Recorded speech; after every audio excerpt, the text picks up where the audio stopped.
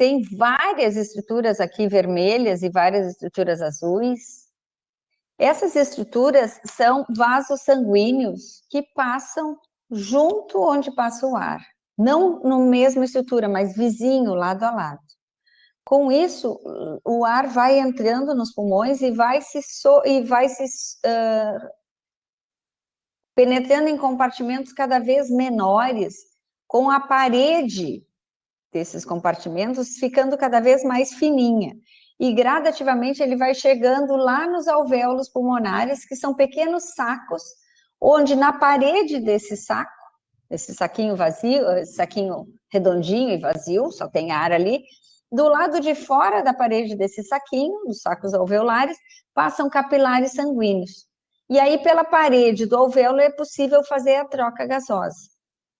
Moléculas de gases saem do alvéolo e vão para esse capilar sanguíneo, que é o capilar contínuo, e moléculas de outros gases saem do capilar e entram nos alvéolos. E aí, depois, na expiração, isso sai de novo na cavidade nasal, sai ao meio exterior.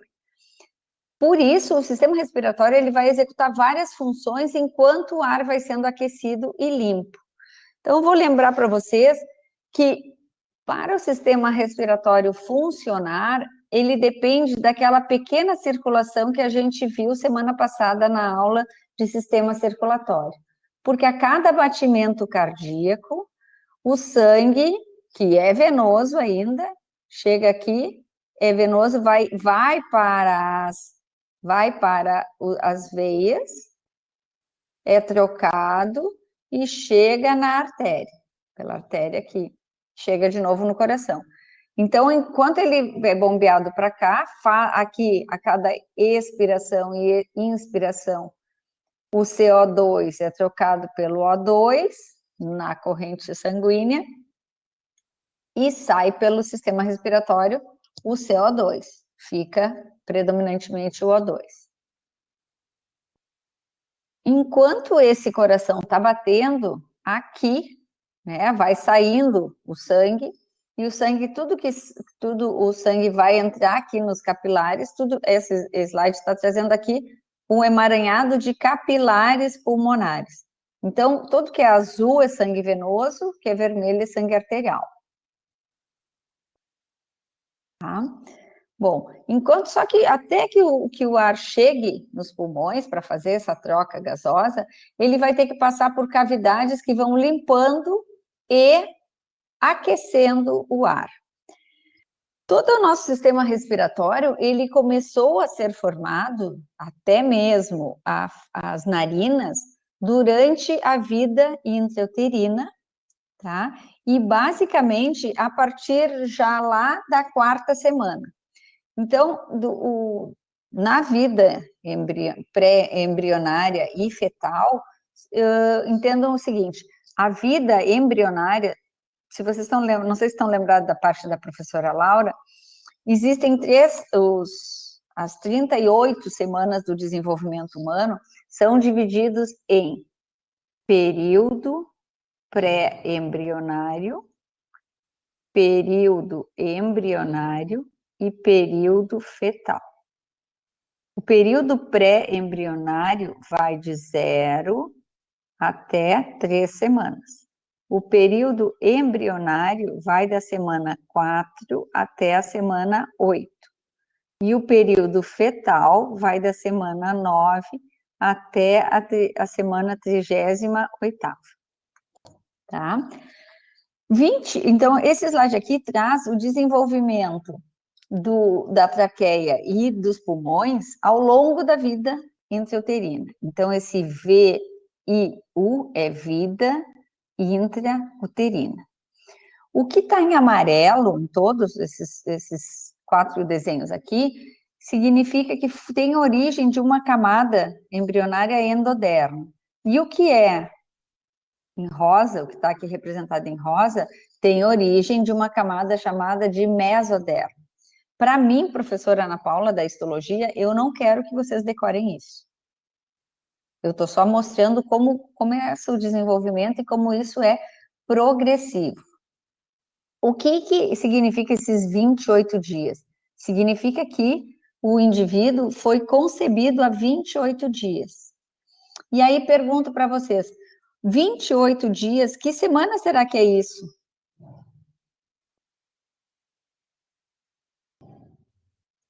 28 dias. E quantas semanas tem esse indivíduo com 28 dias? 4 semanas. 4 semanas, tá aqui, ó. 4 semanas, no início do período embrionário. Então, quando a gente começa o período embrionário, já com 4 semanas, olha só, já tem um brotinho de pulmão. E tem já, tudo que vai aqui em rosa vai se tornar depois a pleura, só para vocês entenderem. Tá? A pleura é uma membrana conjuntiva que reveste externamente os pulmões. E tudo que está em amarelo aqui vai se tornar local de trânsito do ar, seja a traqueia ou depois brônquios, bronquíolos e alvéolos. Bom, com 35 dias, segue ainda no período embrionário. Com 42 dias, segue ainda no período embrionário. E com 56 dias é o final do período embrionário. Então, a gente pode pensar assim, tu vê, né? Só tem 4 semanas. Bom, 4 semanas já tem todo esse arcabouço aqui, ó. Tá? O que isso aqui é os lobos esquerdos do pulmão, isso aqui é o lado esquerdo, isso aqui é o lado direito. Tá? Já tem toda essa árvore aqui lá na cavidade torácica do nosso embrião. E a partir daí, no período fetal, nesse período fetal, isso cada vez mais vai se especializando. Quando a gente sai do período embrionário, no final do período embrionário, já existe um rascunho, tá? Um esboço de todos os órgãos do indivíduo. E aí, em todo esse período fetal, que é o maior de todos, da semana 9 até a semana 38, existe só uma especialização das células e muitas vezes elas vão se diferenciando nos tecidos ao nascer. Então, por exemplo, a traqueia aqui a gente não teria já nessa idade células caliciformes. Vocês viram lá no tecido epitelial glandular, que é a menor glândula, né? Uma glândula unicelular. Mas ao longo desse período fetal, o epitélio da traqueia vai ir se especializando e diferenciando em células caliciformes e depois em células que têm aquele epitélio pseudoestratificado, cilíndrico ciliado. Tá? Então, vocês entendam que a formação, o esboço, o rabisco, rascunho dos pulmões já está presente no final do período embrionário. E depois, no período fetal, que é esse mais longo, ele só vai aumentando e se especializando. Tá? Num pulmão, o local de troca gasosa realmente são os pulmões, mas até que o ar chegue, tá? E o ar, por exemplo, o ar vai passar aqui, ó, nessa estrutura branca, entenda. Do lado dessa estrutura branca também passam, que aqui são brônquios, depois bronquíolos, ductos e alvéolos, são essas bolsinhas azuis nessa representação. Ao lado disso vão passar muitos vasos sanguíneos. Tá? Aqui em vermelho ou em azul. E existe também um complexo de vasos linfáticos.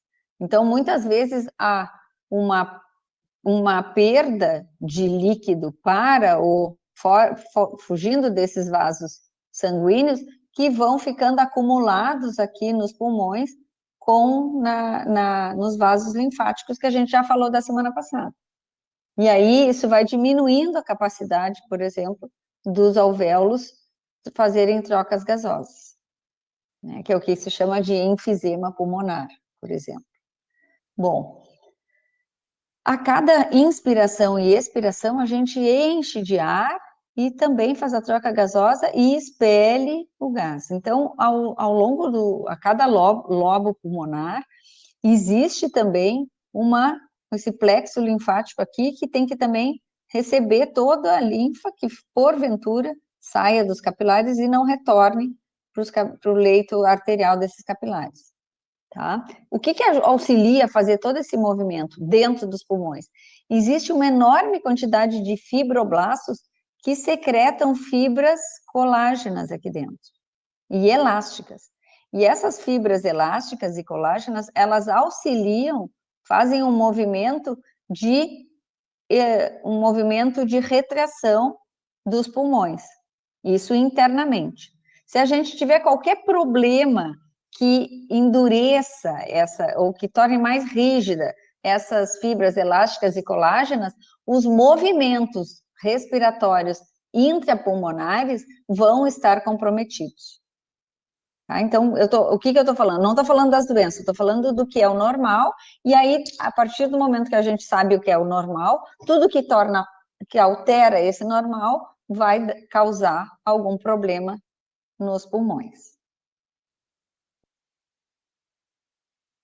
Esse nosso sistema respiratório, que foi formado lá na vida, durante a vida, inicialmente, a vida do embrião, então entre 4 e 8 semanas, ele foi se especializando até o nascimento. E depois, todo o ar que passa pelas vias aéreas, que é onde são os órgãos onde o ar só passa e depois onde o ar executa a troca gasosa, ele tem algumas características em comum. Quais são elas? Todas essas vias aéreas, são os condutos onde passa o ar, é revestida por um epitélio, e esse epitélio é sustentado por um tecido. Até aí nada novo. Porém, esse tecido em alguns órgãos é sócio, em outros é cartilagem, em outros é tecido muscular, e em outros é apenas o conjuntivo. À medida que nós vamos chegando lá nos pulmões, vai havendo necessidade de um menor tecido de apoio. Tá? Porque lá nos pulmões, se tiver tecido ósseo, vai ficar atrapalhando esse movimento. Se tiver tecido cartilaginoso, também vai ficar atrapalhando o movimento. Então, lá nos alvéolos não tem que ter tecido ósseo, nem cartilaginoso, e nem tecido muscular. Por quê? Porque do lado do alvéolo tem vasos sanguíneos, então a troca tem que ser por uma parede bem fininha, senão os gases não conseguem passar. E enquanto o ar está passando por esses órgãos, que a gente já vai ver quais são, ele vai sendo aquecido. Aquecido porque nas paredes tem muitos vasos sanguíneos e vai sendo umidificado. Porque o epitélio é extremamente úmido, com uma produção grande de muco.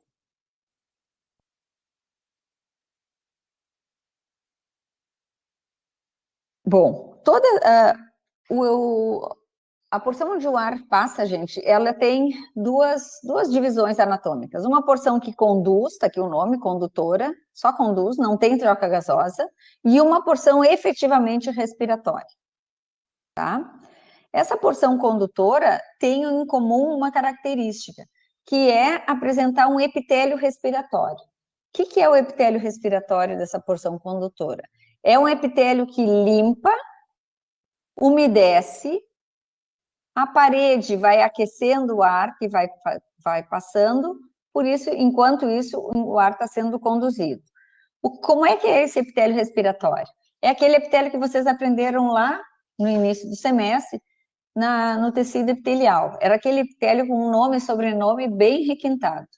Tecido epitelial de revestimento, pseudoestratificado, cilíndrico ciliado com células caliciformes. Deus o livre um nome tão longo, né? Graças ao local que ele existe, deram para ele um nome simplificado de epitélio respiratório. Bom, então quando a gente falar de epitélio respiratório, vocês têm que lembrar que na lâmina basal tinham células baixinhas e células altas. As células altas têm cílios, que têm movimento, e do lado ainda tem células caliciformes, que liberam gotículas de muco. Tá? Então, esse é o tecido epitelial pseudoestratificado, cilíndrico, ciliado com células caliciformes. Para mim, eu não quero jamais que vocês decorem tudo isso. tá? Mas sim, o que vocês entendam que o epitélio respiratório é responsável por limpar, umedecer e aquecer o ar. Esse epitélio que a gente tem, dá esse nome grande, ele apresenta dois componentes muito importantes. Um componente que tem cílios, ó, que é a célula cilíndrica, e um componente que produz muco. Esse componente que produz, esse conjunto, componente que produz muco e componente que tem cílios,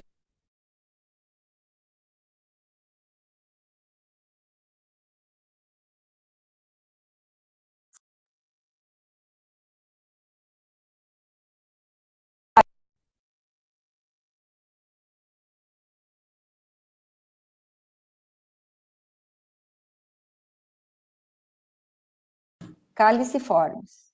Fale. Trancou um pouquinho ou não? Tinha trancado, mas agora já voltou. Agora voltou, mas estava tudo trancado. Então, vamos Inclusive lá. o nosso, tentando avisar. Vou explicar de novo para vocês. O que é aparelho mucociliar? É um aparelho pequenininho, não é um aparelho... aparelho mucociliar ou sistema mucociliar é a função que executam dois tipos de células juntas. A célula ciliada e a célula caliciforme. O muco, que é essa célula caliciforme, é empurrado pelas células ciliadas. E com isso, qualquer substância sólida, partícula sólida, inspirada junto com o ar, precisa ficar, precisa ser aprisionada nesse muco e expelida pelos cílios. Tá? Esse epitélio respiratório também tem células de defesa, onde? No conjuntivo embaixo dele. Então, ele pode ter aqueles tecido linfóide associado à mucosa, que a gente vai encontrar em outros órgãos também, como depois nos órgãos do sistema digestório. Então, quando a gente tem alguma infecção leve, às vezes começam a ter mais células de defesa aqui, na lâmina própria do epitélio. E se isso for aumentando, muitas vezes a gente pode ter uns nódulos linfóides, que são agregados aqui, são conjuntos de células de defesa, de linfócitos, para defender o epitélio. Tá? Então, só para vocês entenderem, o epitélio respiratório, ele tem algumas estratégias para se defender. Então, a gente só cursa uma doença respiratória quando nenhuma dessas estratégias é capaz de defender o sistema respiratório.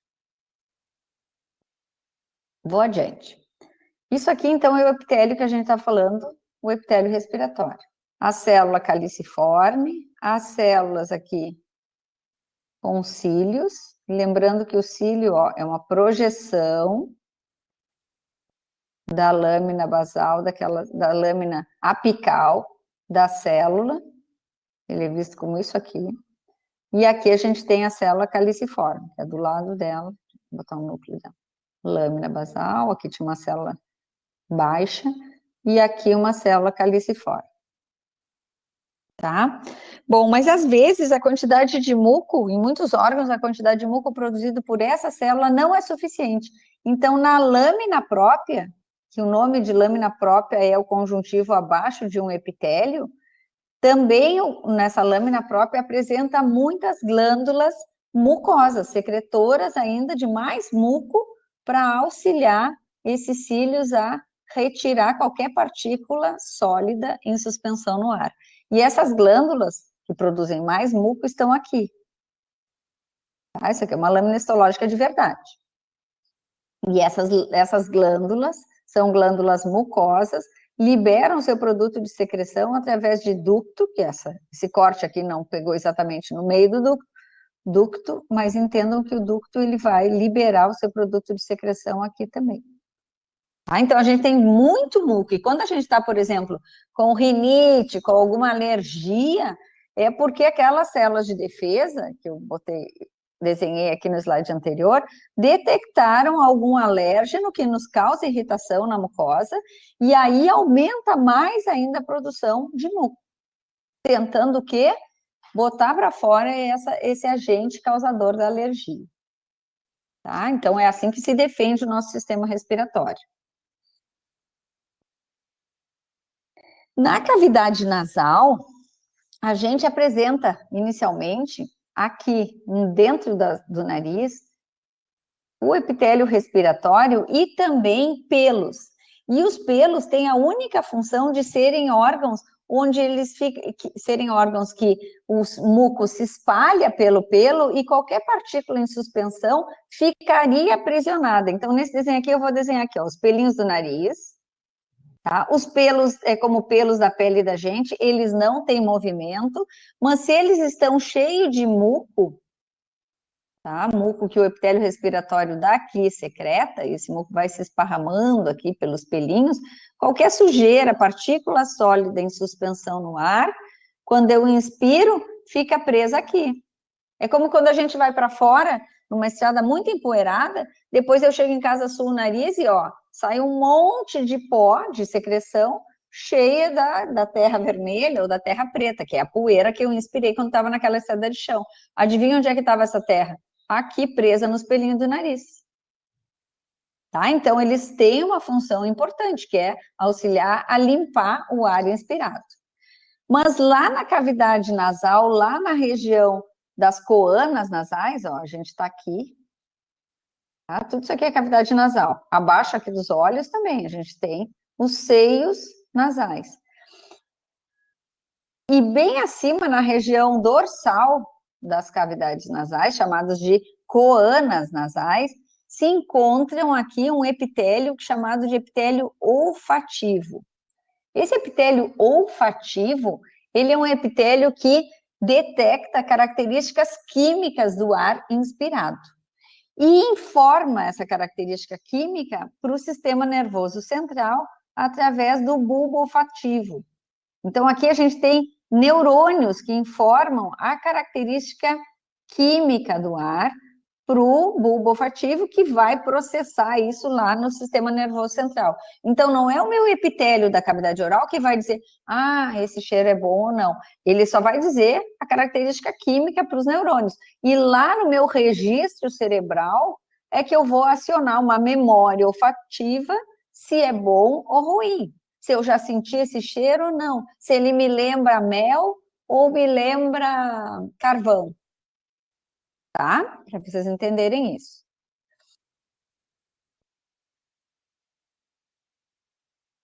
O que esse epitélio olfatório ele apresenta? Então, vamos lá. Isso aqui, esse slide aqui é um aumento dessa região. Esse epitélio olfatório ou olfativo, ele é formado por alguns tipos de células diferentes, que não tem só a função de revestimento.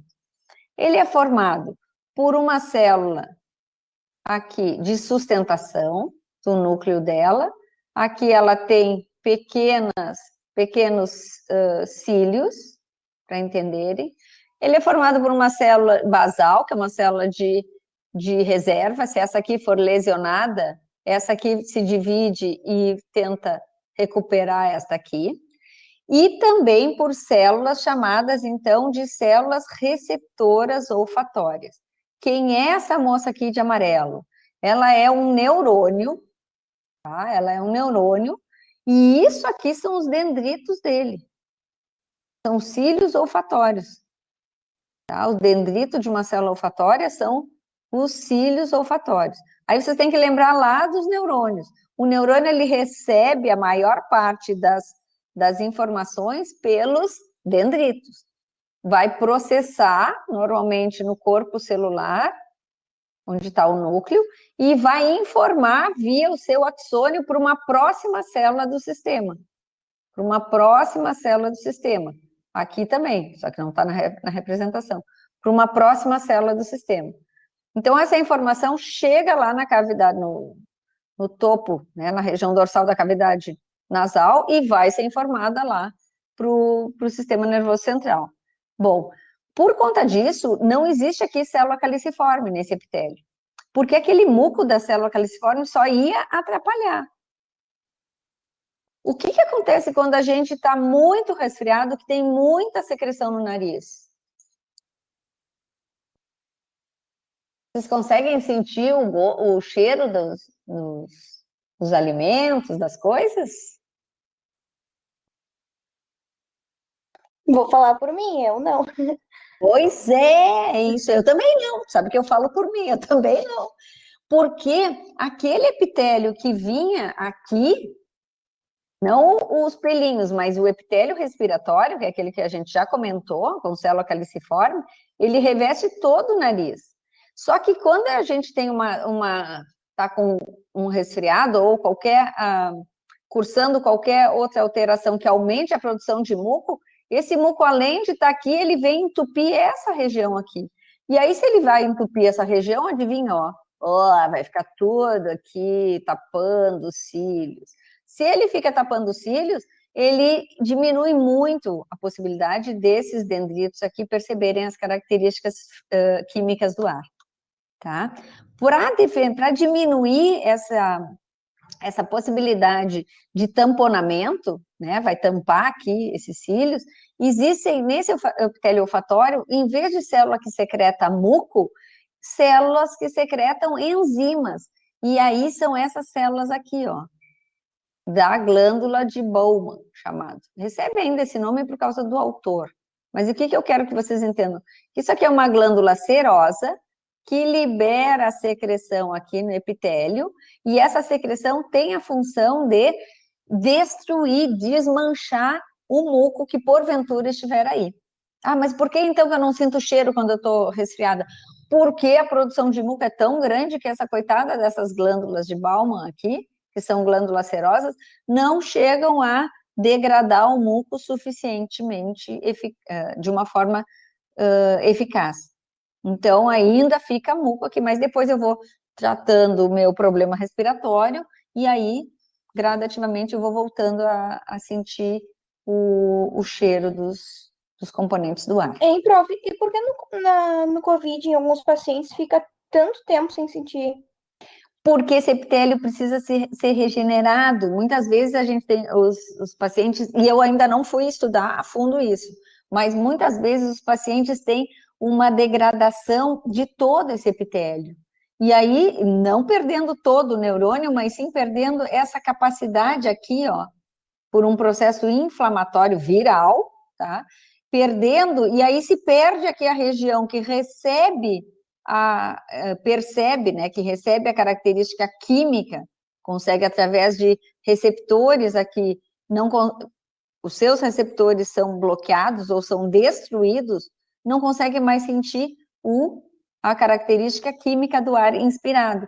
E até que essa célula se regenere e se exercite novamente a saber o cheiro tal, depois vai me lembrar tal alimento ou tal perfume, o que seja, demora um tempão. Tem pacientes que têm uma demora muito grande em regenerar o seu epitélio olfatório. É impressionante. Tem pessoas que eu conheço, tem pessoas que estão há 6 meses ainda, que ainda não sentem todos os cheiros. Tá? Agora, E pode ser tipo assim, eu tive Covid, tá? Pode ser alguma sequela de eu ter ficado. Eu sinto cheiros que na verdade não era pra sentir. Nem eu sentia. Ontem, por exemplo, eu tava sentindo cheiro que eu não tava nem perto, sabe? Poderia ser alguma sequela do Covid? Sim, mas aí não é uma sequela que a gente diz, assim, sequela significa um efeito em consequência de ter cursado o Covid. Mas gradativamente, vou te dizer, o que pode ter acontecido? Tu sentiu um cheiro e que tu fez a conexão neural até o teu sistema nervoso central que te relacionou àquele alimento, mas tu não estava vendo aquele alimento. Tá? E às vezes, então, tu vai te relacionar a um alimento que muitas vezes está lá na tua memória olfatória esquecido. Ah, bom, mas eu nem passei perto de melancia e estou sentindo o cheiro de melancia, por exemplo. Vou te dar um exemplo.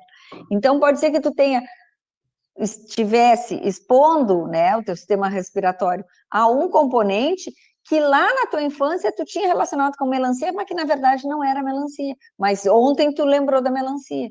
Então, tem conexões neurais que ainda são desconhecidas depois de ter cursado Covid e perdido o olfato. Mas Sim, provavelmente seja em consequência dessa perda aqui dos receptores dessas células olfatórias. Meu A gente olfato não voltou perde. 100%, mas isso acontece seguido comigo depois que eu tive Covid. Nunca tinha acontecido antes, então eu fiquei pensando, será que pode ser? Sim, sim, Sim, eu conheço pessoas que estão há 6 meses ainda dizendo, não voltei a ter o meu olfato não voltou a ser o que era. E é verdade, tem pessoas que demoram muito, mas e tem pessoas que cursam Covid e nunca perderam o olfato, né? É impressionante, olha, eu vou te dizer, esse vírus está aí para mostrar que a gente não sabe nada. A gente fica bem impressionado, eu fico bem impressionada, assim, porque a gente sabe tanta coisa sobre tanto, né? O homem em si, a ciência, sabe tanta coisa sobre tudo e não consegue explicar algumas coisas que aconteceram agora. Mas provavelmente, com grande possibilidade, é tranquilo, sequela ainda do Covid, mas tu entende que isso aqui, ó, demora para refazer os receptores que estão aqui nesses cílios, muitas vezes até perde parte dos cílios. E a conexão depois da informação que levam isso até lá o sistema nervoso pode te acionar outra parte do cérebro de lembrança olfatória. Então, e aí por isso que tu fica tão espantada. Eu nem estava perto e senti cheiro disso. Realmente é um cheiro muito, É? muito antigo, é bem da infância mesmo. Até comentei com a minha mãe. Mas E às muito obrigada vezes pela informação. de nada, às vezes pega um caminho de memória olfatória que a gente nem sabia que ainda tinha. Me lembro da casa da tia, quando eu ia lá tinha esse cheiro. Estranho isso. E isso tu nunca mais lembrava, mas lembrou, sabe? Agora, fazendo essa... É como se tu pegasse um caminho, se normalmente a informação olfatória fosse sempre por um caminho. Mas aí, por algum motivo, agora ela está indo por esse caminho. Entendi. Tá? Tá bom, Então, obrigada. de nada. Bom, pessoal, então assim, no nosso epitélio olfatório é isso que ocorre. Quando isso aqui fica muito comprometido e tá tapado aqui por muco, a gente perde, mas normalmente não vai perder os cílios olfatórios, tá? Mas, né, comentando os casos de Covid que levam à perda do olfato, realmente eles perdem parte, às vezes, desses epitélios olfatórios aqui, dos cílios, tá? E aí até refazer essa parte dos dendritos, que são dendritos, até refazer essa parte do dendrito e os receptores para as características químicas do ar inspirado demoram tempo. Tem pessoas que demoram mais, tem pessoas que demoram menos, tá? Então, aqui, ó, vamos lá, só lembrando, epitélio olfatório é isso aqui, respiratório é isso aqui. Então, tem as células caliciformes, que secretam um monte de muco, fica clara sempre. Ó, célula caliciforme, aqui estão as gotículas de muco. Ela em si não tem cílios. Quem é que tem cílios? As vizinhas, ó, aqui tem um monte de cílios. A do lado também. Então, às vezes a gente pode dizer assim, as caliciformes têm cílio, mas não. Quem tem cílio é a célula cilíndrica que está aqui do lado dela. E o núcleo dela está aqui embaixo. Aí tem outras células, tá, que vão aparecer, também são cilíndricas, mas não tinha espaço para o núcleo, e aí o núcleo dessa aqui já está mais aqui. Isso é o que dá o aspecto do pseudoestratificado, que parece que eu tenho andares de células, mas só o que eu tenho é núcleos em posições diferentes. Tá? Todas elas encostam aqui na lâmina basal. Tá? É importante que você saiba. E a partir daqui eu tenho o tecido conjuntivo, que é chamado de lâmina própria. Então, sempre que vocês escutarem o termo lâmina própria, eu estou falando do tecido conjuntivo embaixo de um epitélio. Tá? Esses cílios, eles têm um movimento frequente, eles estão sempre se movimentando.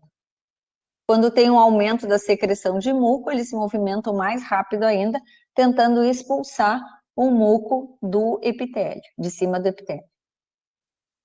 Aqui essa representação mostra um pouco, para vocês entenderem, que a gente tem aqui sempre um movimento dos cílios, então eles, como se fosse uma vassoura, eles vão e varrem, tentando, eles se locomovem para cá e vão para lá, locomovem para cá e vão para lá.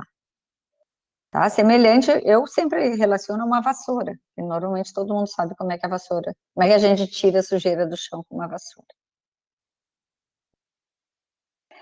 Depois dessa região da cavidade nasal, vou voltar aqui, depois da região, então, da cavidade nasal, a gente chega à região da orofaringe, onde nós temos, na faringe em si, as nossas cordas vocais. E aí, tudo isso aqui, reparem que ainda é epitélio respiratório. Mas lá abaixo, na faringe, nós temos 2 pregas de músculo, isso aqui é tecido muscular, estriado esquelético, por isso que a gente fala voluntariamente, e aí a gente emite o som. E emite o som justamente pelo atrito entre essas pontas aqui, que são as nossas cordas vocais. Isso se fecha e se abre, tá? Bom, se fecha e se abre justamente para mover, e ainda tem o som do ar na cavidade oral, que vai fazendo o que é o nosso aparelho fonador. A gente fala através do movimento das cordas vocais. Muitas vezes, normalmente a gente engole, né? Entre respirações, quando está falando, e o ato de respirar, ele diminui o atrito aqui entre essas cordas vocais, quando a gente está falando, e também quando a gente engole, a gente umedece um pouco, né? Umedece um pouco o epitélio dessa região, que é lá da orofaringe. Bom, tem pessoas que cursam uma alteração que é calosidades nas cordas vocais. As cordas vocais aqui, que tem um epitélio respiratório, e aqui vem vindo com o epitélio respiratório, e depois torna-se um epitélio, às vezes, queratinizado, epitélio estratificado, porque tem atrito normalmente, um epitélio estratificado plano queratinizado, às vezes, quando as pessoas respiram mal e falam com pouco fôlego, e isso é comum em professores, ou pessoas que gritam muito também, aí não precisa ser professores, pode ser qualquer atividade, existe uma defesa do organismo que normalmente só tem queratina, mas aí nas cordas vocais começa a se tornar calosidades, elas vão ficando endurecidas. E essas calosidades impedem a pessoa de falar. Muitas vezes, essa calosidade vai deixando a pessoa sem voz. O que o cirurgião precisa fazer depois de detectar? Retirar a calosidade e a pessoa precisa ficar de boca quietinha, sem falar por uns 10 dias, até que se regenere esse epitélio. Alguém já ouviu falar de calos nas cordas vocais? Ou tem algum primo, ou soube de alguém, alguma tia que chegou a ter calo nas cordas vocais?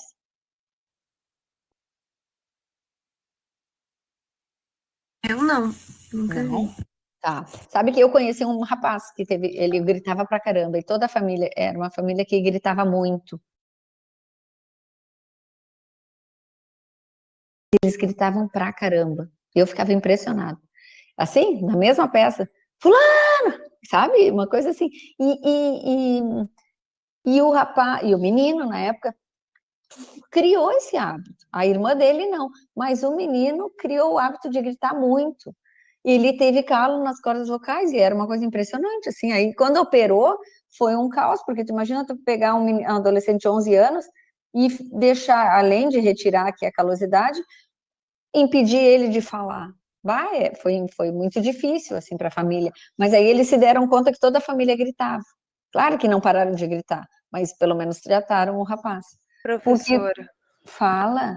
eu conheci uma senhora que ela cantava ópera, né? E daí, tipo, depois de um tempo ela criou esses calos e teve que operar. Inclusive, ela parou de cantar. Que coisa, né? Por uma atividade tão legal que é cantar. Não necessariamente pode ser ópera, por exemplo, cantor de rock, enfim, MPB, sertanejo, qualquer coisa. Se não treinar a respiração, o que acontece? A pessoa tem que ter respiração para impulsionar o movimento respiratório. E a gente está aqui conversando, eu converso com vocês, vou falando, mas eu estou respirando, eu estou tendo fôlego para fazer o som sair pela minha boca e as minhas cordas vocais estão se movimentando. Né? O ar está vindo lá da traqueia, dos pulmões, e vai sair pela traqueia e vai passar pela faringe.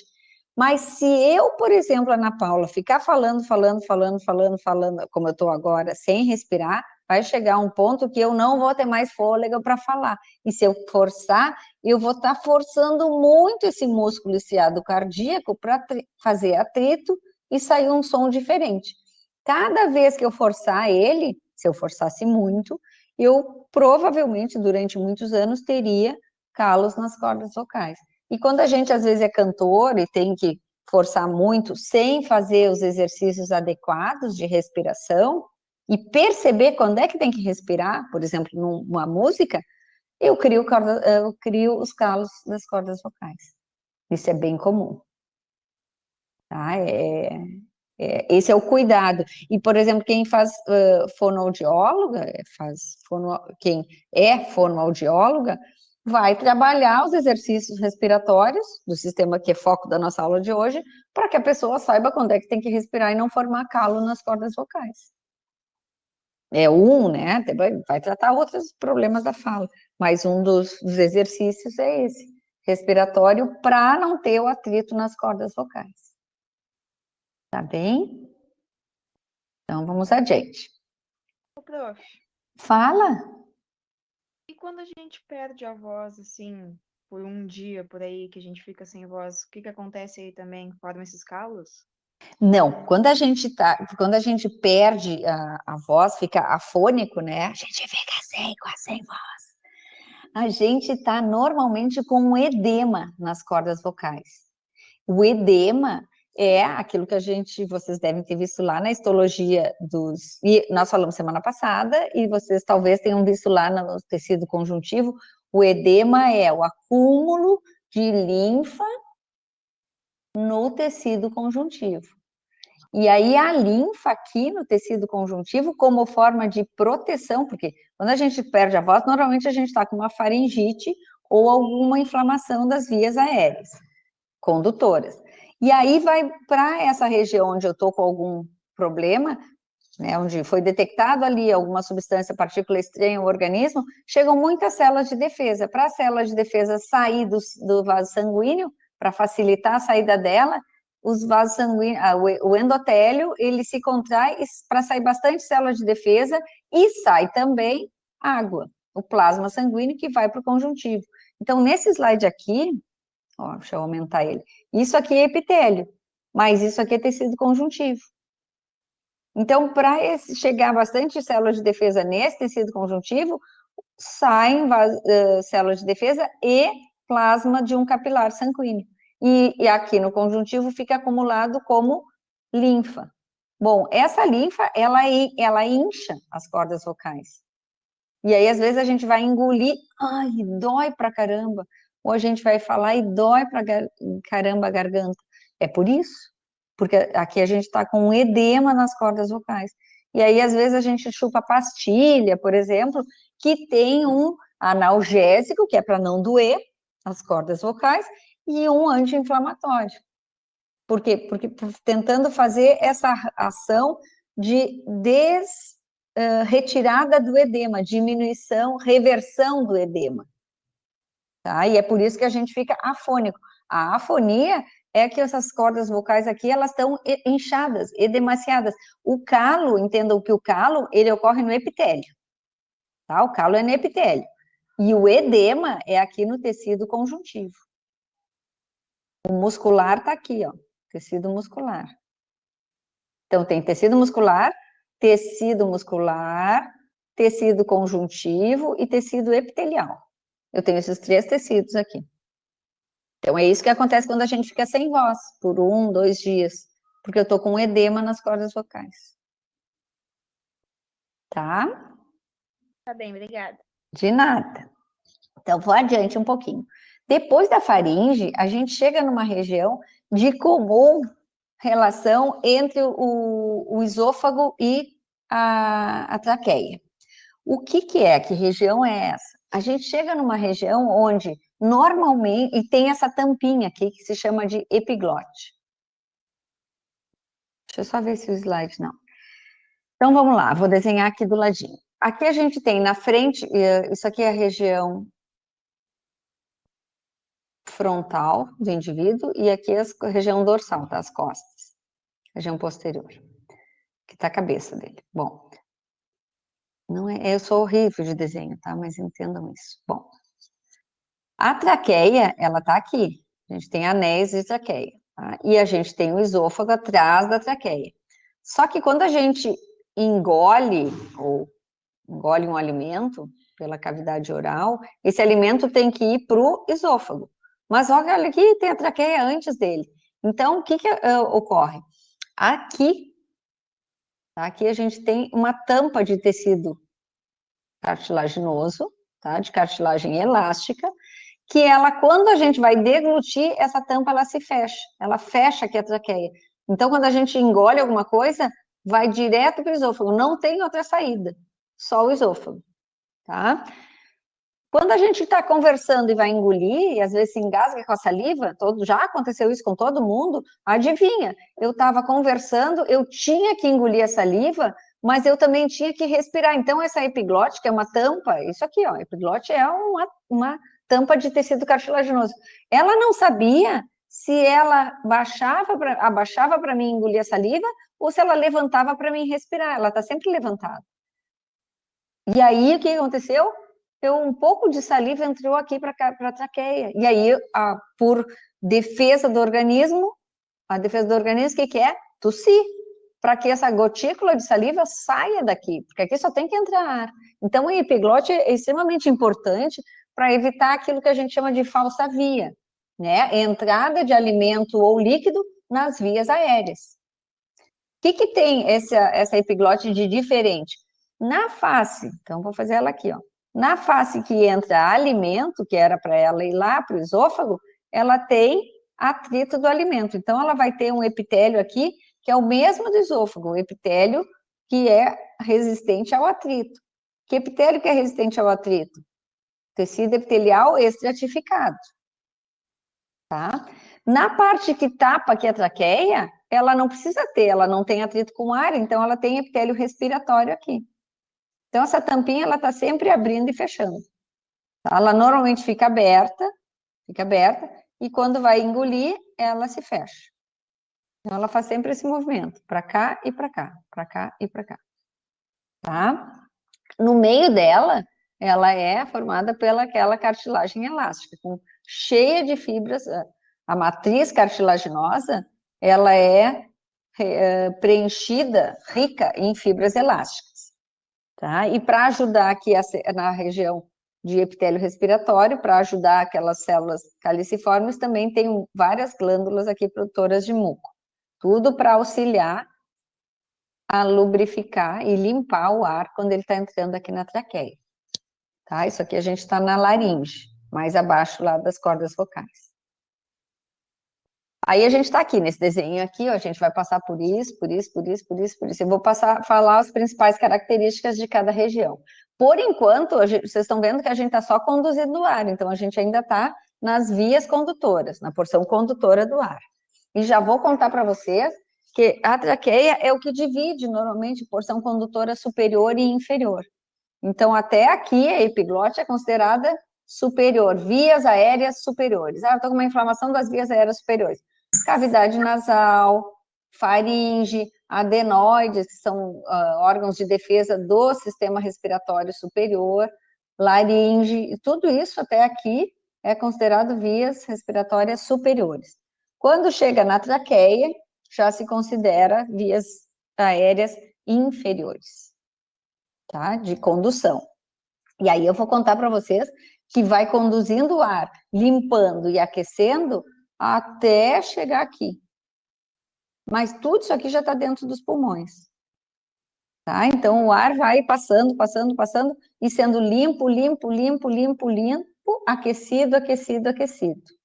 Porque as trocas gasosas, elas têm que ocorrer quando o ar está na mesma temperatura do sangue. Tá? Porque aí o fluxo dos gases fica mais fácil. Que nem quando a gente bota água para ferver, e se vocês lembram, já viram uma leiteira, né, uma chaleira, vocês abrem, a água começa a chiar a chaleira, se vocês abrirem a tampa da jarra elétrica, vocês vão ver que tem várias bolinhas de ar ali, borbulhando, se movimentando, porque a temperatura está quente, e a energia cinética que a gente fala, lembrando lá da física do ensino médio, a energia entre as moléculas começa a ficar mais acelerada por causa do calor. Quando tem calor, a troca de gás é permitida, e isso vai ocorrer aqui nos alvéolos. Tá? Então, só para vocês entenderem, por que eu falo que o ar está sempre sendo limpo e aquecido, enquanto ele vai ficando em regiões cada vez com as paredes mais finas, mais finas, mais finas. Tá? É para aquecer o ar, para que ele chegue lá nos alvéolos, onde efetivamente há a hematose, a troca de gases, com a mesma temperatura do sangue que passa lá nos capilares pulmonares. Então, vamos ver qual é a característica dessa traqueia. A traqueia, ela tem um anel de cartilagem em forma de C, porque aqui está passando o esôfago, como eu falei para vocês.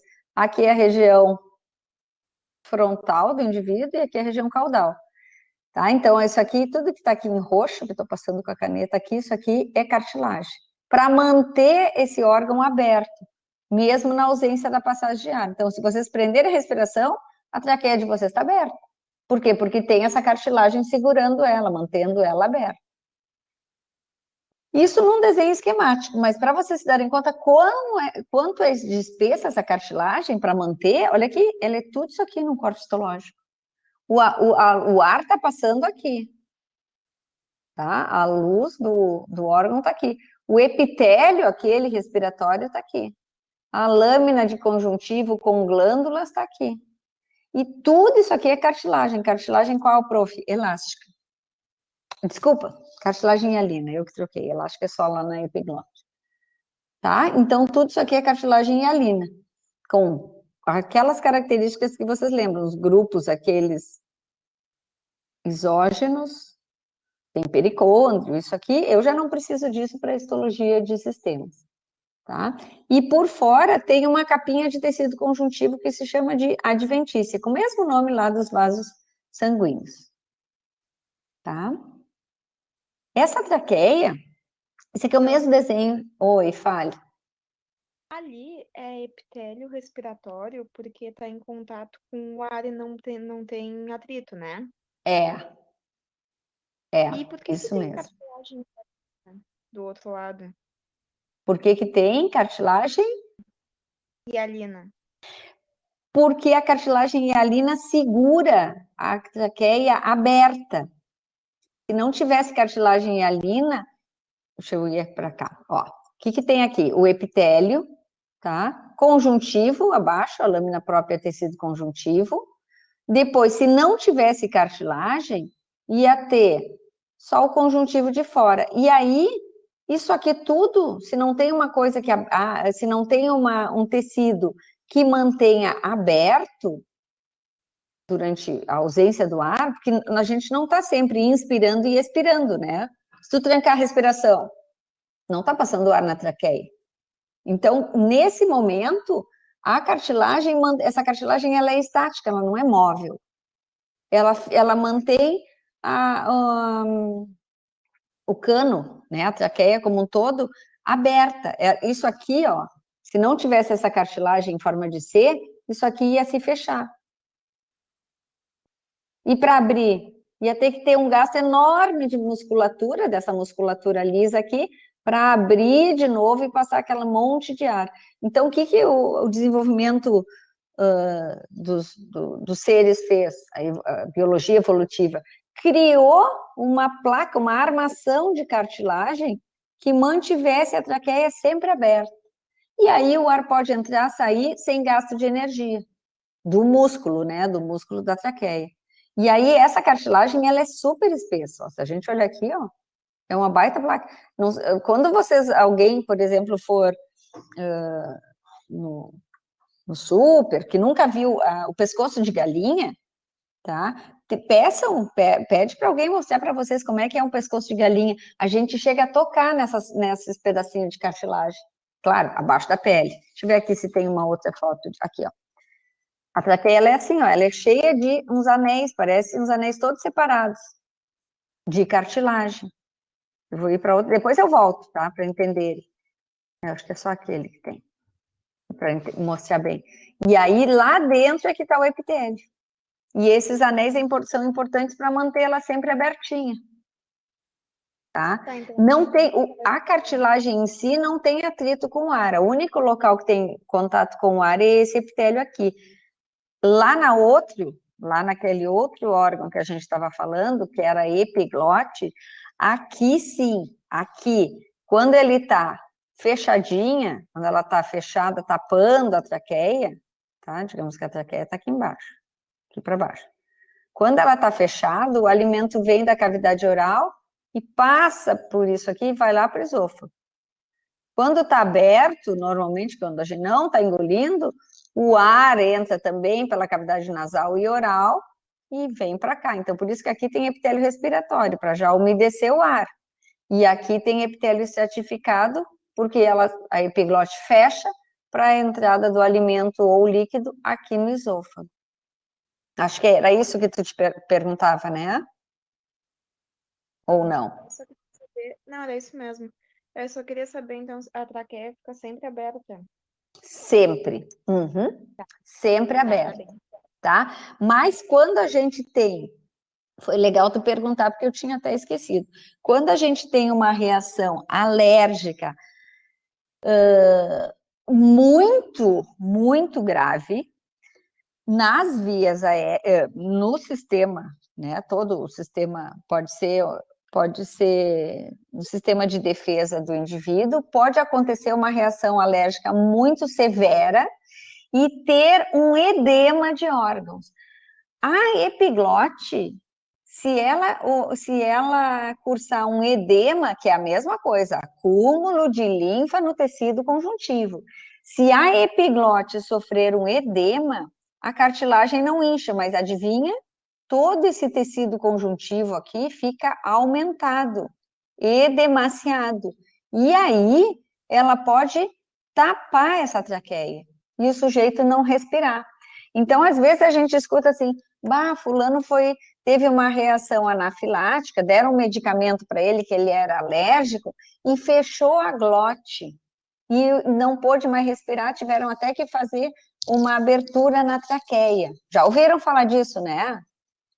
Ou não pode, não posso ser picada por abelha porque eu posso ter um edema de glote. Já ouviram falar isso? Sim. Isso é comum. E é isso aqui, ó, é a epiglote. Glote é um apelido, né?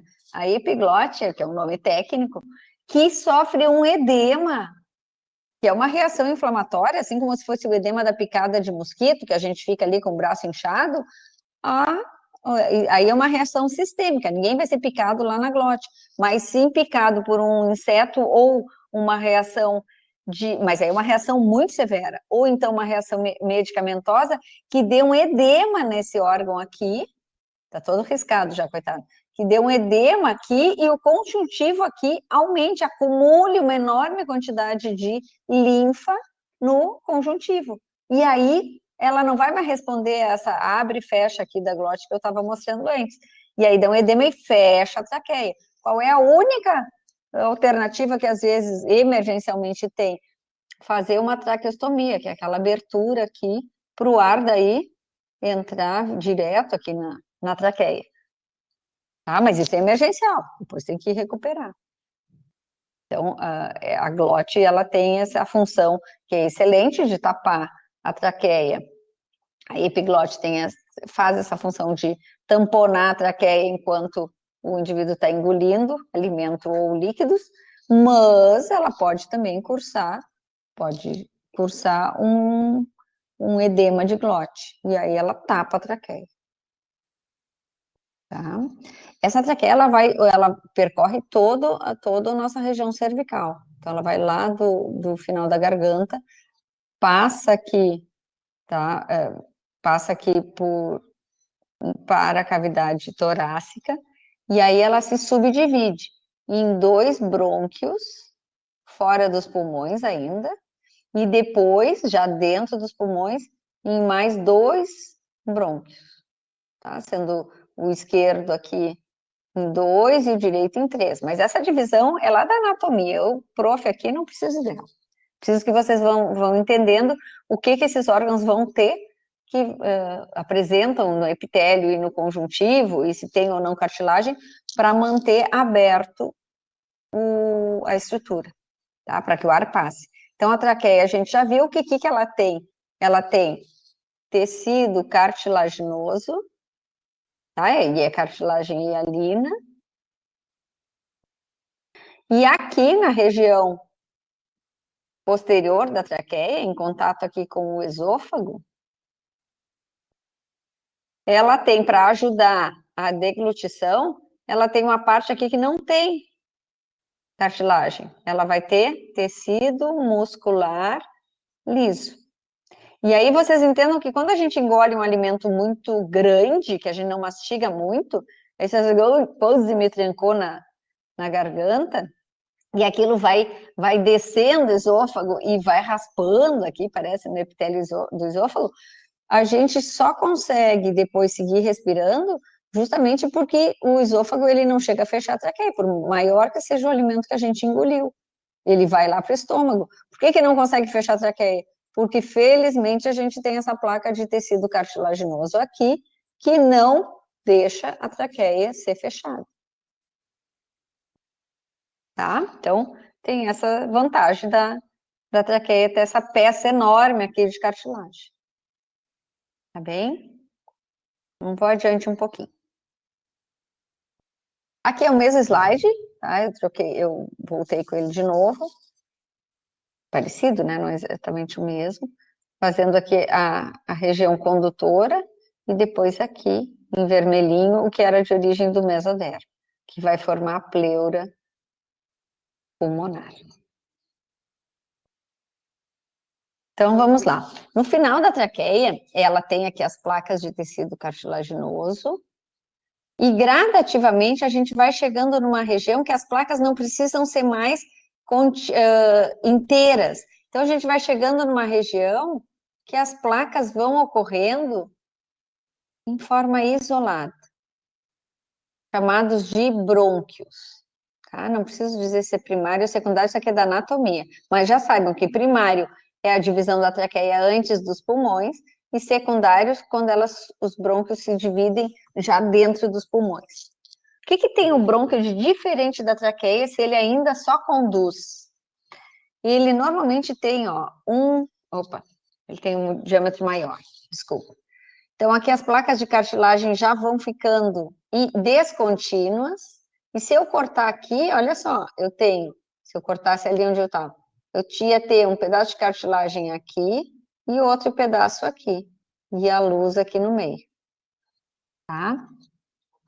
Aqui em desenho, vamos ver na vida real como é que é. Na vida real, um brônquio é assim.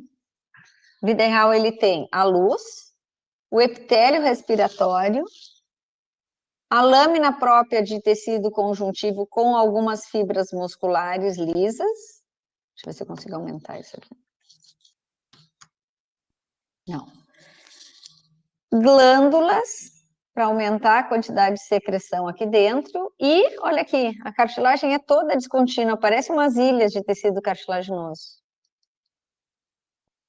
Tá? E isso ainda mantém os brônquios abertos. O que mantém o brônquio aberto aqui ajudando? A cartilagem, que é descontínua, e a presença de músculo liso. Bem, aí eu quero mostrar para vocês o seguinte, um alvéolo pulmonar é cada um dessas bolsinhas aqui, ó. Cada uma dessas bolsinhas aqui é um alvéolo pulmonar. E o ar está passando por aqui. Mas o ar não consegue chegar direto no alvéolo pulmonar. Porque olha só a espessura de parede que tem um brônquio. Então, o ar vai ter que ir passando de brônquios para uma estrutura menor, ainda menor, ainda menor, até fazer toda a volta e chegar nos alvéolos pulmonares. Tá? Só para vocês entenderem. O que é isso aqui ao redor? Não é tecido adiposo, é alvéolo pulmonar. Tá? Isso está mergulhado, brônquios e bronquíolos estão mergulhados, penetrando cada vez mais nos pulmões. Ó, gente, daí, dos brônquios, eles vão se subdividir de novo. Os subdividir, eles vão ficando menores e vão chegando, se denominando de bronquíolo. Aí sim, o bronquíolo ele tem um diâmetro bem pequeno de 1 milímetro. Pega 1 centímetro, tem 10 divisõezinhas, uma das divisõezinhas dele ali é 1 milímetro. Isso é o diâmetro de um bronquíolo. O que tem um bronquíolo de diferente, professor? Não tem mais cartilagem. aqui era roxo, isso aqui era placa de cartilagem. Então, ó, um bronquíolo não tem mais cartilagem, só tem tecido muscular que segura, mantém ele aberto. Porque todos eles têm que ter alguma estratégia para manter aberto. Bronquíolo tem só músculo liso. Então, olha aqui.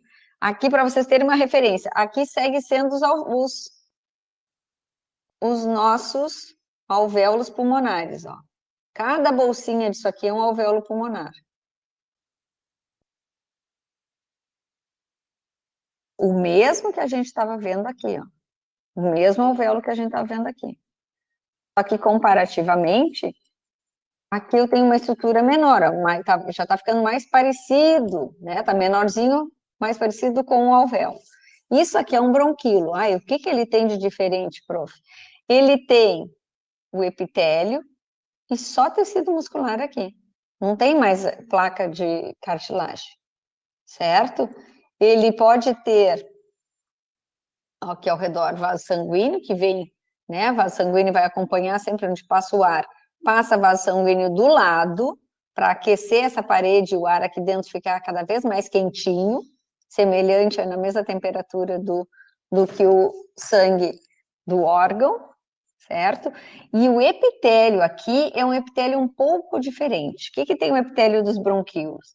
Ele tem um epitélio que segue sendo cilíndrico, mas ele já não tem mais célula caliciforme. E quem é que secreta muco aí? Em compensação, quem secreta muco é uma célula chamada de célula de Clara. E essa célula de Clara é um pouco diferente. Por quê? Porque a sua secreção não é exatamente muco, e sim, a secreção é uma substância que impede que o bronquíolo se feche, colhe as suas paredes, mesmo com um músculo liso que mantém ele aberto. A gente chama de substância tensoativa. Tá? É uma substância que não deixa colar o epitélio. Aí do lado, tem células ciliadas? Tem células ciliadas. E é importante saber o seguinte, quando o indivíduo é fumante, tá? Nos brônquios e nos bronquíolos, a primeira coisa que desaparece, diminui, é a quantidade de cílios nas células dos brônquios e dos bronquíolos. Mas o muco lá dos brônquios segue sendo produzido, e aqui essa substância surfactante dos bronquíolos também. Aí, olha só, aí aquele aparelho mucociliar que a gente comentou antes, não funciona bem, porque o aparelho mucociliar é o conjunto da célula caliciforme mais os cílios, o bater dos cílios. Então, por isso que o fumante, ele tem sempre aquele, principalmente ao acordar, ele tem sempre uma secreção de muco acumulada. E aí ele custa a conseguir expelir, ou tá sempre com aquele pigarro, aquela que é uma quantidade de muco aumentada nas vias respiratórias.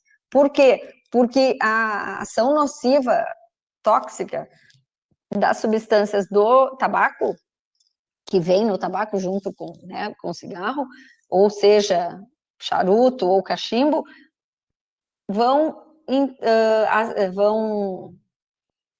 reduzindo, causando, né, redução ou paralisia desses cílios.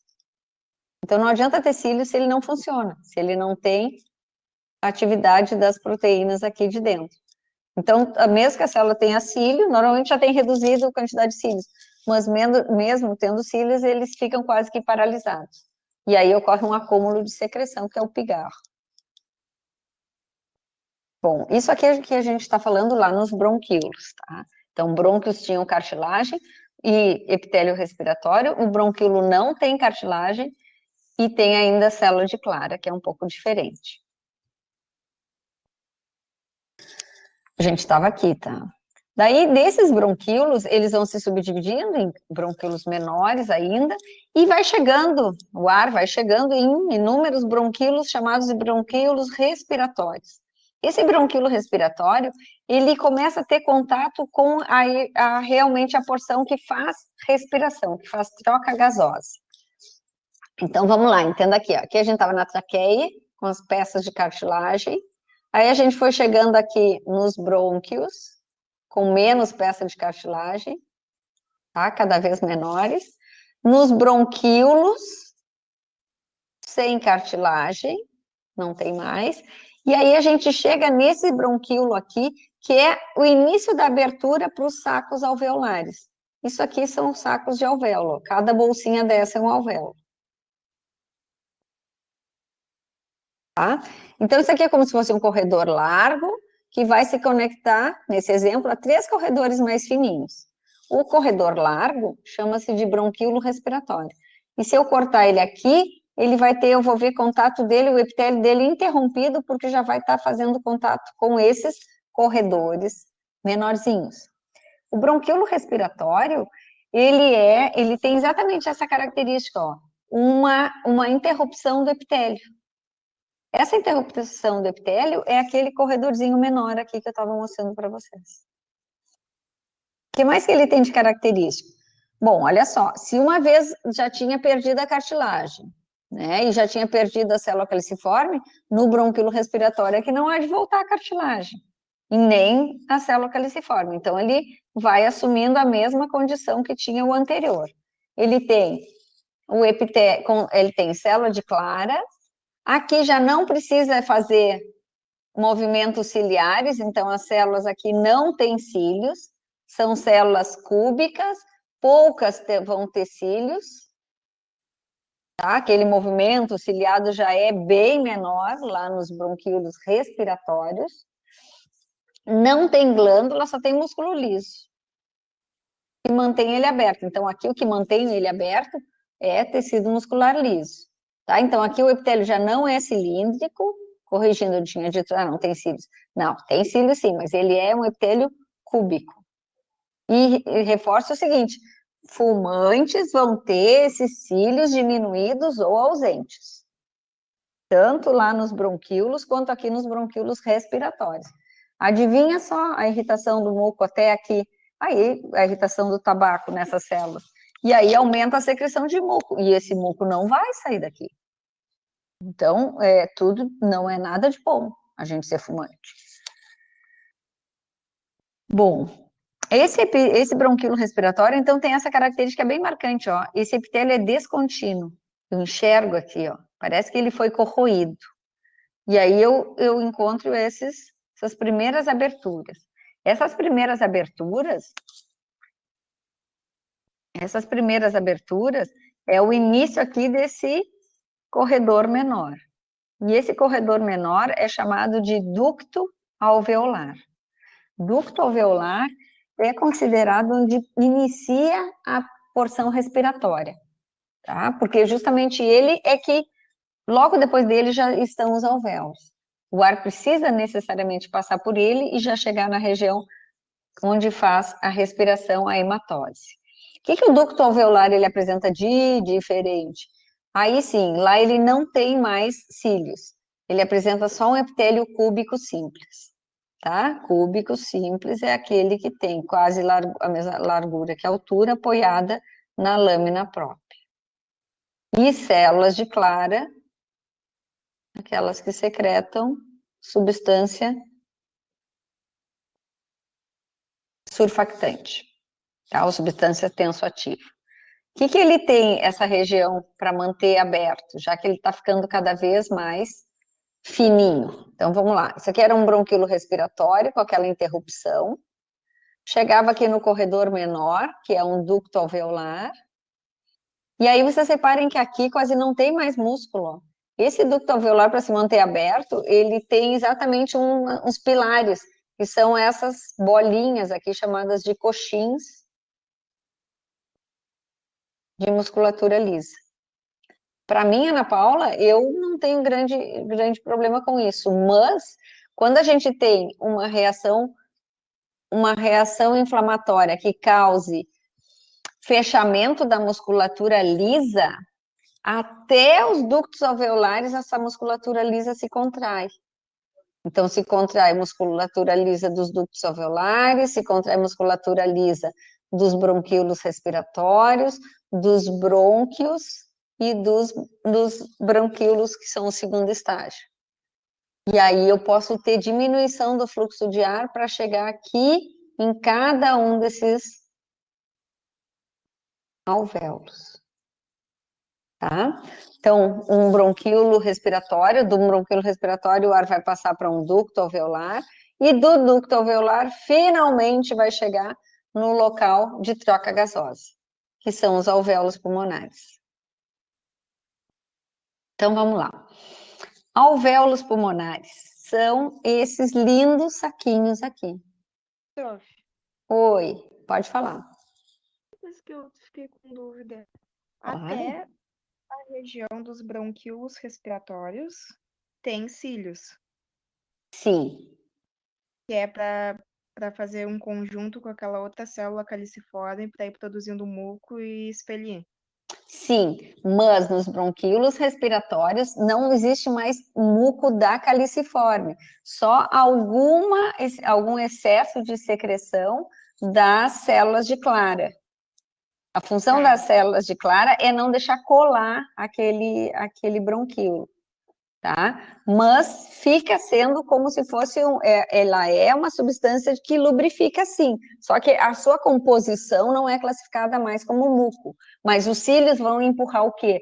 O resto dessa substância tensoativa com qualquer partícula sólida em suspensão no ar. Ele funciona ainda mesmo, os cílios batem mesmo lá nos bronquíolos. Aí depois os ductos alveolares vão ter só musculatura lisa para deixar aberto? Sim. Tá bem, obrigada. Tá?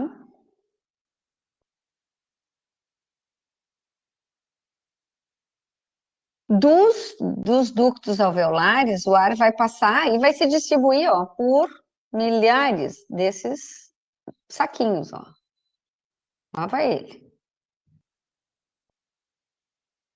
Cada um desses saquinhos é um alvéolo pulmonar. Então, o alvéolo pulmonar, ele não precisa mais ter epitélio com cílio, porque o cílio só ia atrapalhar a troca gasosa.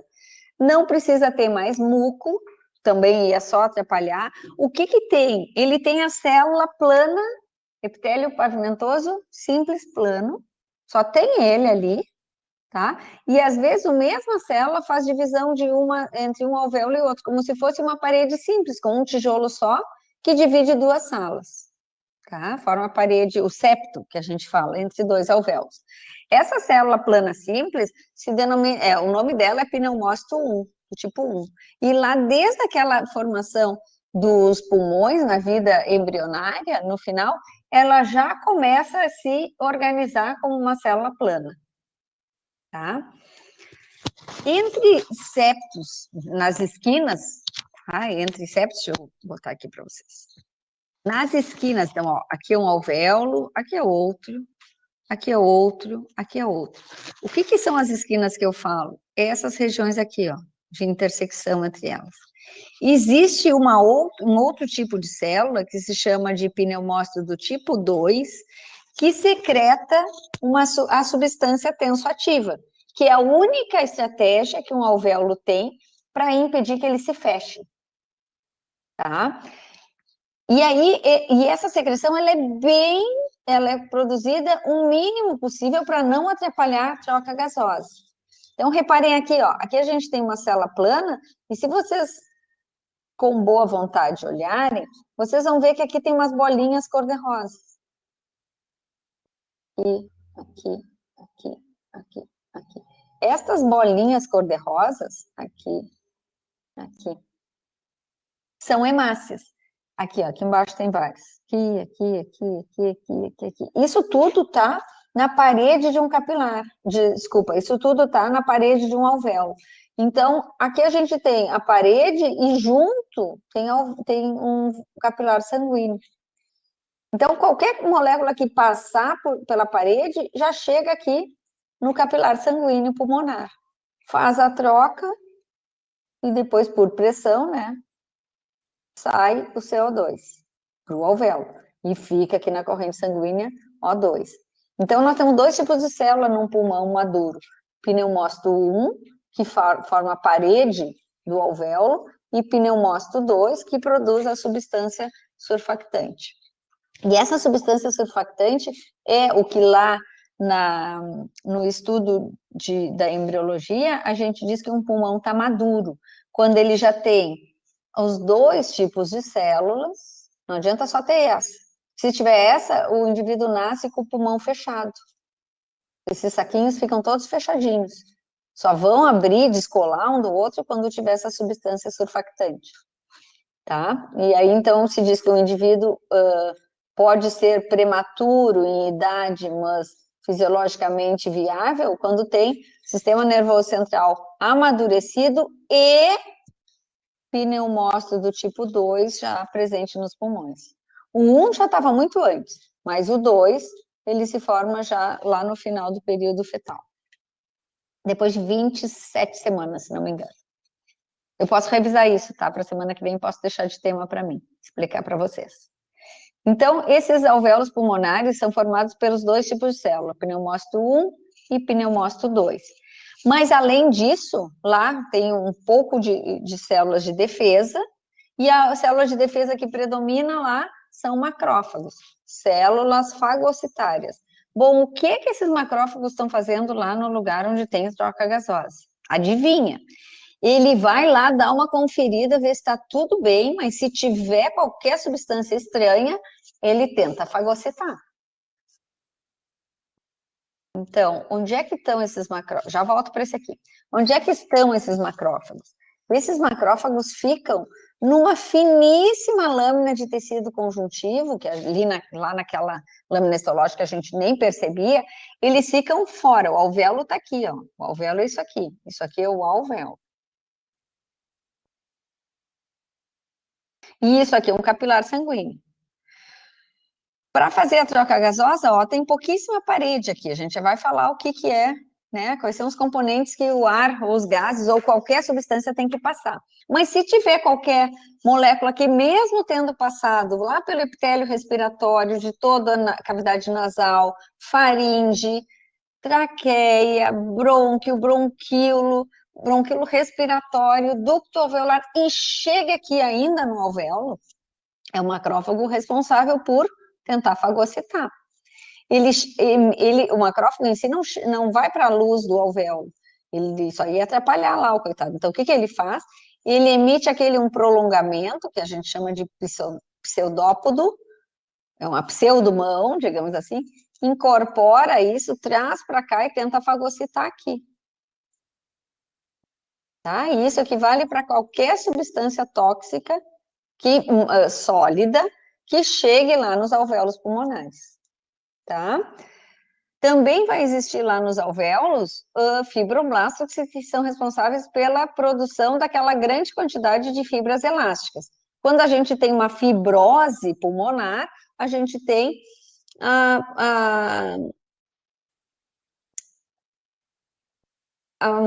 mudança física nas fibras elásticas dos pulmões e elas vão ficando com menor elasticidade, menor capacidade de modificação da forma do órgão.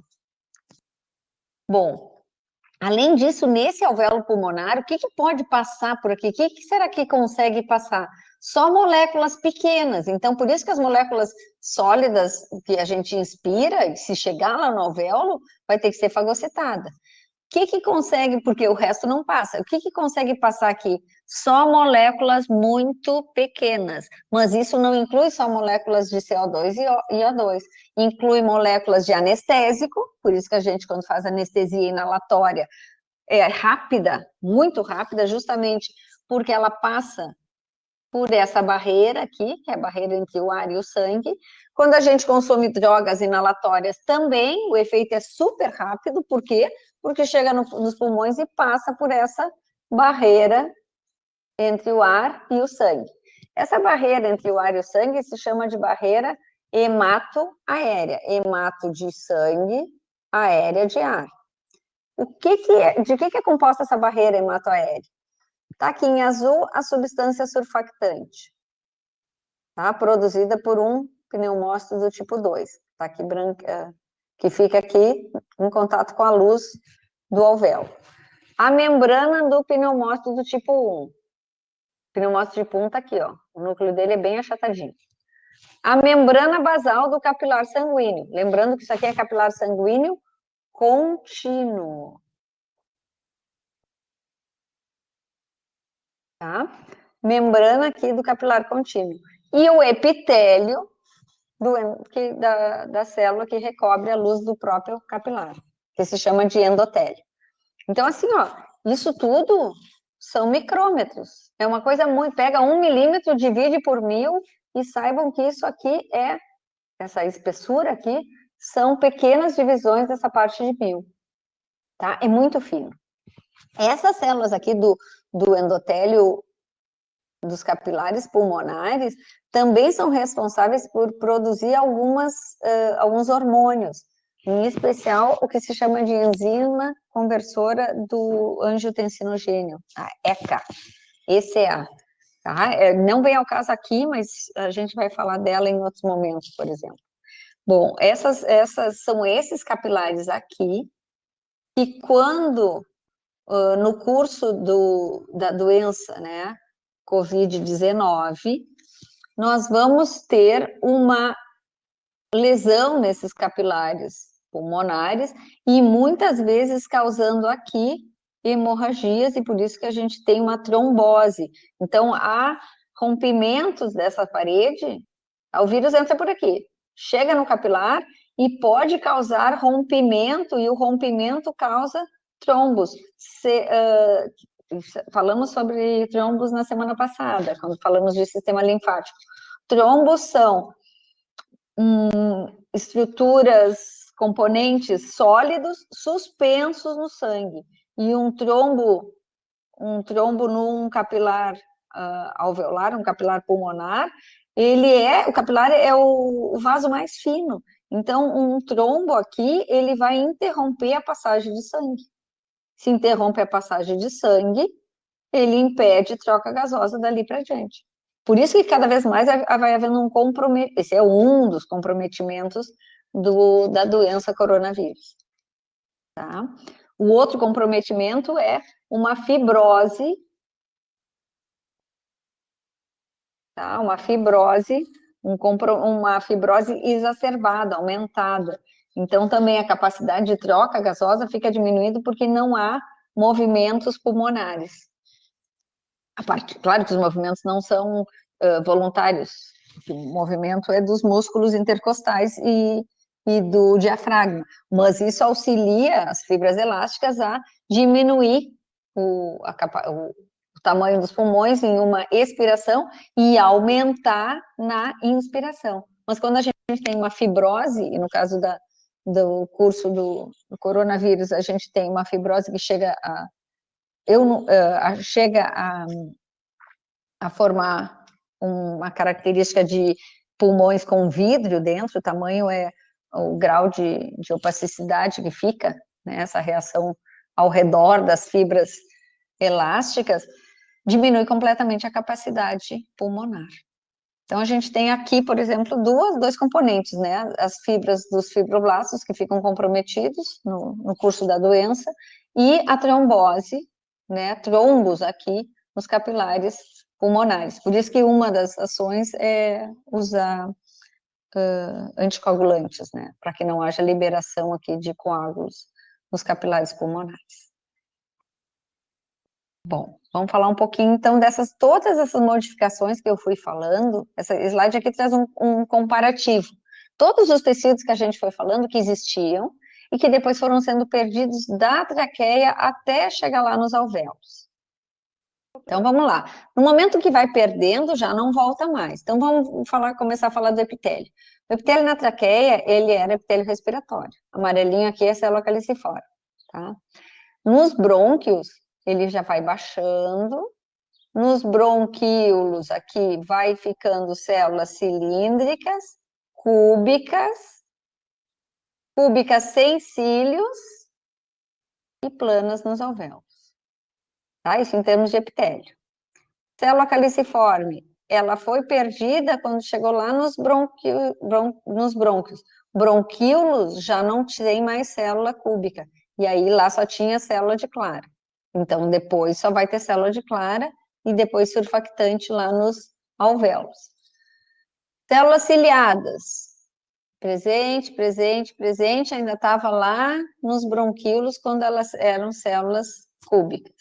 Glândulas, aquelas glândulas que ficam no tecido conjuntivo, embaixo apoiando o epitélio. Presente na traqueia, presente nos brônquios. Brônquios também, bronquíolos já não tem glândulas, dali em diante também não. Cartilagem, só tem na traqueia e brônquios. Músculo liso, aí beleza, traqueia, brônquios, bronquíolos respiratórios, até o ducto alveolar lá nos coxins, que eram só aquelas coluninhas assim. E fibras elásticas em todo o pulmão, até lá a região dos alvéolos. E são essas fibras elásticas que nos dão mobilidade pulmonar. Tá bem? Aqui é a mesma coisa, só que aqui é desenho, e aqui é sim ou não, ou pouco. É o mesmo. Eu fiz uma adaptação de um outro livro. E aí, quero que você... e esse aqui é o slide que eu pulei para ir explicar o posterior. Então, esse aqui é um bronquíolo respiratório que vem num ducto que vai se abrindo nos alvéolos, ó. Tá? Lá na parede dos alvéolos, a gente tem aqueles capilares onde ocorre a troca gasosa. Então, a barreira hematoaérea está aqui, gente. E também existem pequenos capilares linfáticos, né, que vão retirando o excesso de linfa que vai ficando no conjuntivo. Então, quando a gente tem um acúmulo de linfa nos pulmões, a gente tem o conhecido enfisema pulmonar. E aí, esse enfisema pulmonar, ele também diminui a capacidade respiratória, por quê? Porque nem todo o plasma volta para um capilar linfático. Muita parte do plasma ainda fica aqui, então ele extravasa, ele sai de um capilar sanguíneo e não volta, né? 10% fica aqui, teria que voltar para um capilar linfático, só que sai mais do que esses 10% que não retornam. E não retornam. Então, ele vai ficando acumulado aqui, diminuindo a capacidade pulmonar. Então, enfisema pulmonar, diversas patologias causam enfisema pulmonar. E uma delas também é o tabagismo. Tá? Então, assim, fumar não é uma boa, mas cada um sabe da sua saúde. Tá bem? Vou voltar agora ali para a aula.